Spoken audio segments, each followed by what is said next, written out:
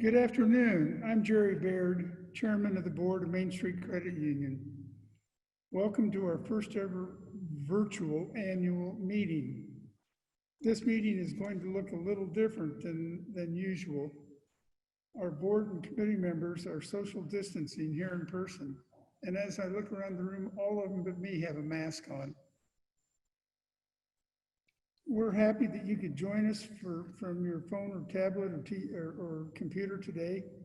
Most of the reports you will see today have been pre-recorded and we will not be taking questions from the floor to ease the flow of the meeting. If you have questions, please email them to events@mainstreamcc.org. You will have the opportunity to participate when we vote on meeting minutes and board seats up for re-election this year. More on that in just a minute, but first we need to officially get things started. And I declare a quorum. Additionally, announce the appointment of a recording secretary, Suzanne Perryman. Let's move on to the approval of meeting minutes. All attendees were emailed a copy of the minutes of Mainstreet Credit Union's last annual meeting held on Tuesday, April 23rd, 2019 as part of your reservation confirmation. I hope everyone has had a chance to review them. At this point, I need a motion to approve these minutes. Thank you, Bill. Is there a second? Second. Thank you again, Bill. For those of you on Zoom, look for the gray chat button at the bottom of your screen. This is your voting button. Click the chat button and type yes to approve the minutes or no to reject the minutes, then hit enter to cast your vote. Okay, for those in the room, all in favor, please say aye. Aye. Opposed, the same sign? Now let's watch my pre-recorded chairman's report.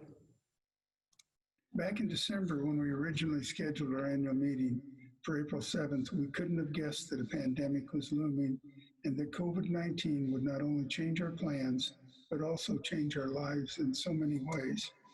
Normally, I would be sharing highlights from 2019 during this speech, but I've decided to let our CEO, John Beverland, handle that and focus instead on how our credit union staff has worked diligently these past few months to keep our members' financial lives as normal as possible. I'm proud of how our credit union staff has responded quickly and professionally to the demands of COVID. Management created new ways to get the job done when the stay-at-home order went into effect, and staff came to the aid of members negatively impacted so they could meet the needs of their families and businesses. On behalf of the Board of Directors, we thank you for your continued help in helping our members weather this pandemic. I'd also like to take the opportunity to thank you for your strength and support as we move through these challenging times. Mainstreet is a stronger and larger credit union thanks to your support. I'd also like to take this opportunity to thank Carol McNary for 39 years of volunteer service to Mainstreet Credit Union. Carol retired from her post as chairman of the board last August, a position she held for 9 years. I can tell you firsthand, she is a tough act to follow. During her tenure, she served as a member of the Supervisory Committee and various subcommittees as part of the Board of Directors. She leaves behind a legacy of leadership and compassion, and we all wish her well. Thank you. Now let's move on to the pre-recorded report of the treasurer. Hi, everybody. I'm Gary Ulmer, the treasurer of Mainstreet Credit Union. Narrative in the announcement report, John Beverland and Jerry Baird discussed several products offered by Mainstreet. They mentioned too continued loan growth and growth in the number of branches in the area. So let's you and I take a look at two important statements given in the pamphlet. Both of these statements offer information that the Board of Directors, Supervisory Committee, and Executive Board track.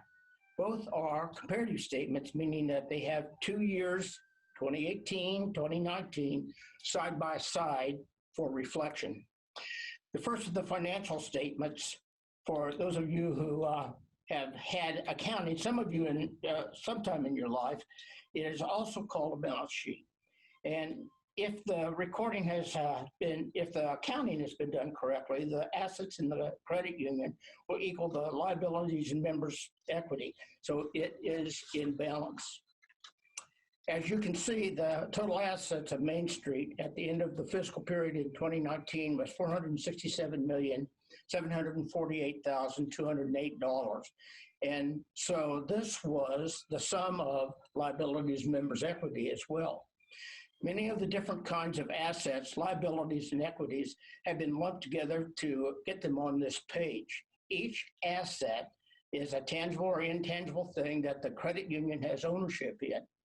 That, of course, would entail everything from our buildings to a closet full of office supplies, and would be difficult to list individually. Our principal assets are our loans to all of you. Those are the unpaid balances of your homes, cars, consumer items, and credit cards. All the other assets are lumped into other 5 general categories listed. Please notice that Mainstreet ended 2019 with well over $23 million more in assets than it did in 2018. And today, total assets continue to grow. The other portion of the financial statement are liabilities and members' equity. Liabilities are things that we owe, and the largest of these are the various savings account that all of you members have with Mainstreet. Equity is undistributed ownerships our members have in the credit union, and liabilities and equity together, they equal the total assets. The other statement we need to look at is the income and expense statement. Like the financial statement, we must look at the income and expense statement as has 2018 and 2019 side by side. The statement has 2 different parts: all the credit union's incomes and all the credit union's expenses. Of course, if you subtract these expenses from the incomes, you get net income or profit or net loss. Again, different types of incomes and expenses have been lumped together so that the pamphlet does not become the length of a football field. Notice that the 2019 net income was around $150,000 more than 2018. Between $2 million and $3 million of net income has been common in the years I've been treasurer. The money goes to our day-to-day expenses and supports our liquidity. The coronavirus has affected nearly every aspect of Mainstreet's operation, from office hours to our members' approach to their finances have changed this year. In closing, next year's 2019 and 2020 side-by-side financial statements will be interesting. I don't mean that in a negative way. In 2020, we have already moved over $500 million in total assets, and soon opening a new building and offering new and exciting financial products. And importantly, that the credit burden of many of you has decreased. So I sincerely wish you all a safe and happy finish to this year, and thank you for listening. Thank you, Gary. Accept the treasurer's report, and now let's take a look at the pre-recorded report of the Supervisory Committee.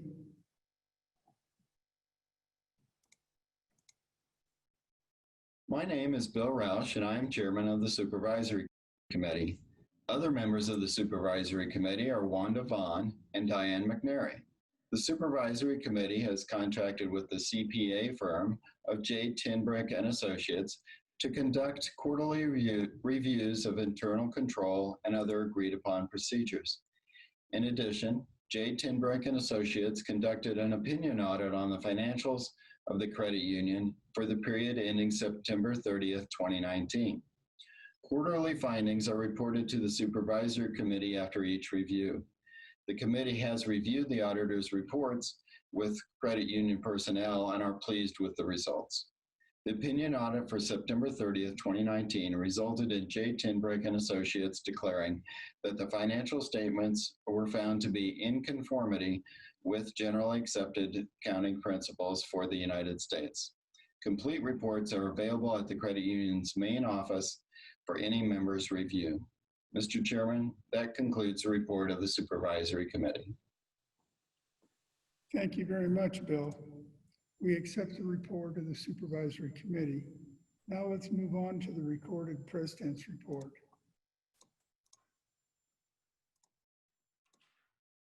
It is an honor to be able to address you again this year as your CEO and to be able to report to you on the progress your credit union made in 2019. This annual meeting was originally planned in April before the pandemic occurred. Here we are in September, so I feel it's important to update you on what 2020 looks like amid the pandemic. But first, I will start with a brief overview of 2019. You previously heard from our treasurer, Gary Ulmer, that 2019 was a strong year for financial growth, both on the deposit side and in lending. In 2019, we introduced our rewards program for our MasterCard credit card. You can earn 1% rewards, which can be redeemed for cash, travel points, products, or the points can be donated to a charity of your choice. A first-time home buyers program with 0% down and up to 100% loan to value allows first-time buyers to buy their dream house. As sponsors of the Bonsai program, offered free to area schools, we have been able to reach over 1,800 middle and high school students with much needed financial literacy. Lobbying on behalf of consumer and credit union friendly regulations and legislation has become even more important recently. The Kansas Bankers Association, working with banker legislators, attempted to pass legislation to tax credit unions. Because of the efforts of employees, volunteers, and credit union members, we were able to stop the legislation. We realize the banks will not stop there, so we will continue to be alert on your behalf. So that was some of the highlights for 2019. I'm sure you are more important is what is happening in 2020. On March 23rd, we closed our lobbies to all but critical transactions.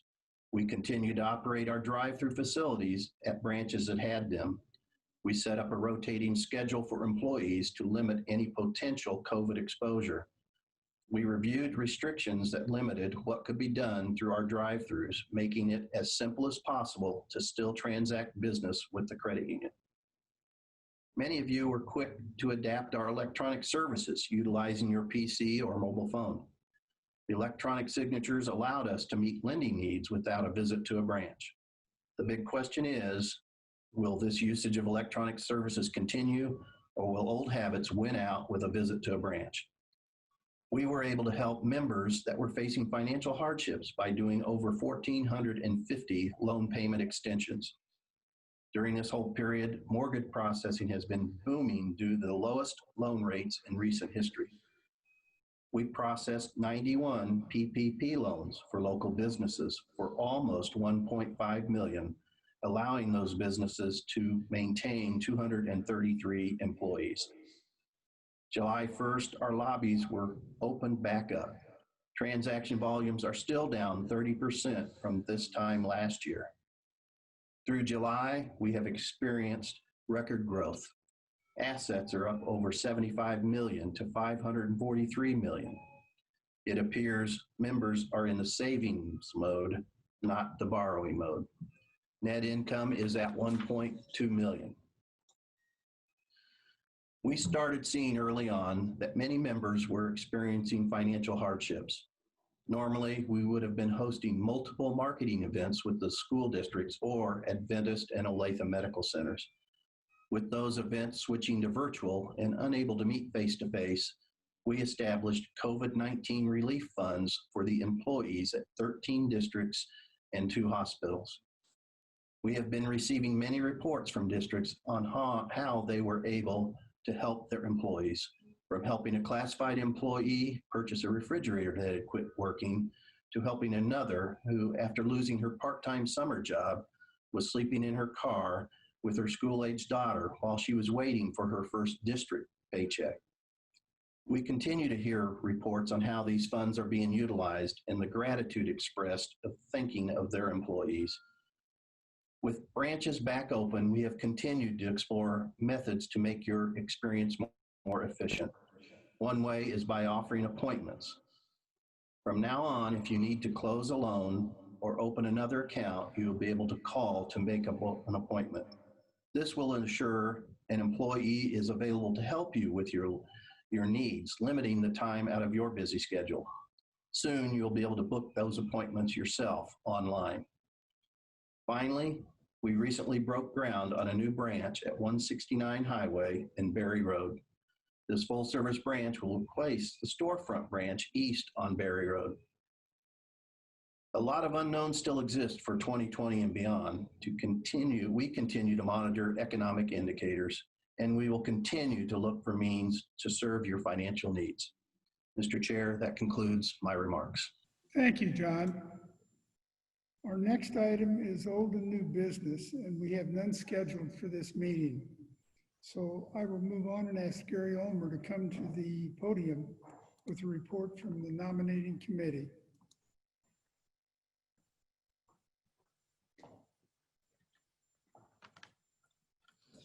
Hi, my name is Gary Ulmer. I'm chairman of the nominating committee.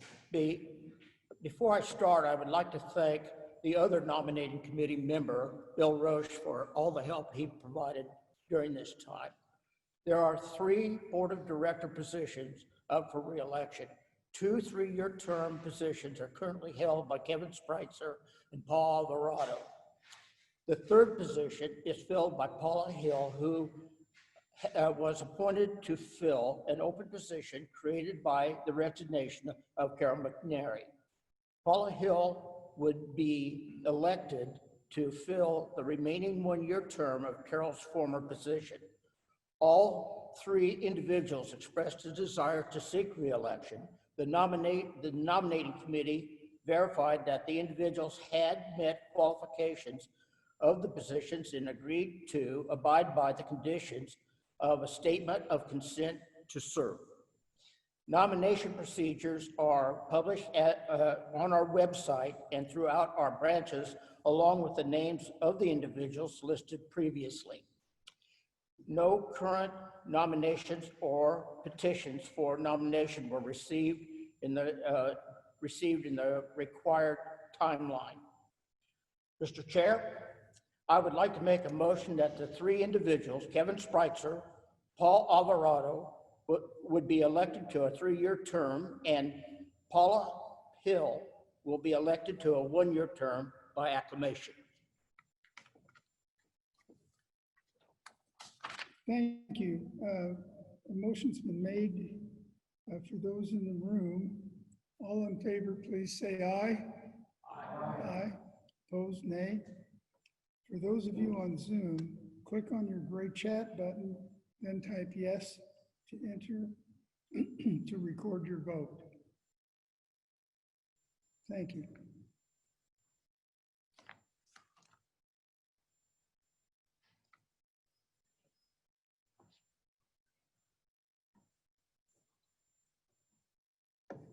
The motion carries. Congratulations to Paul, Kevin, and Paula.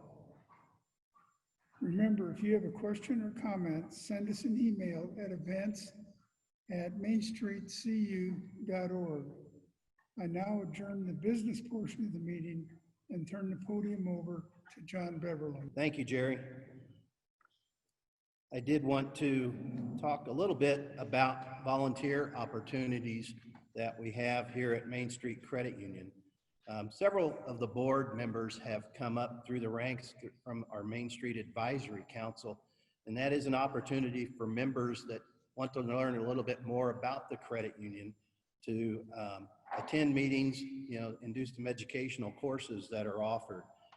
So if anybody is interested in possibly becoming a volunteer at the credit union, you could reach out to me and I can send you the information on how you do that. And my email address is jbeverland@mainstreetcu.org. So again, if you're interested in serving on our advisory council to the board, volunteers are much appreciated. Also, just another reminder, don't forget, your questions can be answered via email at events@mainstreetcu.org. So we are very interested in any comments and realize this has been a little bit different meeting format than what you've been used to in the past. And just so you know that this is allowed under federal law when we are in an emergency situation like this. So it's not something that we can continue to do unless we are in the same kind of situation we are right now. So hopefully next year we'll be back, or I guess later this year we'll be back to a normal format. But that concludes our 66th annual meeting, and thank you all for attending.